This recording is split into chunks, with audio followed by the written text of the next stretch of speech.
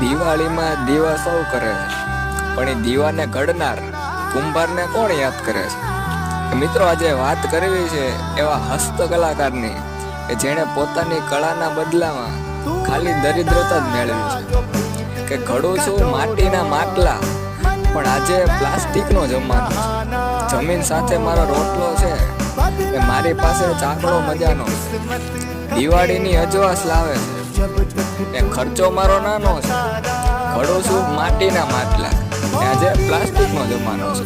કે ફાટેલી ધોતી ને કબજો છે કાટેલો, ફાટેલી ધોતી ને કબજો છે કાટેલો. બચત 2 રૂપિયાની ને મોટી હસવાનો બહાનો છે. દેખાવે દુબળો ને મનનો મહેમાન છે. દેખાવે દુબળો ને મનનો મહેમાન છે. ખીચાથી સાવ ખાલી છે એ દિલથી મોટા ગજાનો છે. ઘડું છું માટીના માટલા, પ્લાસ્ટિકનો જમાનો.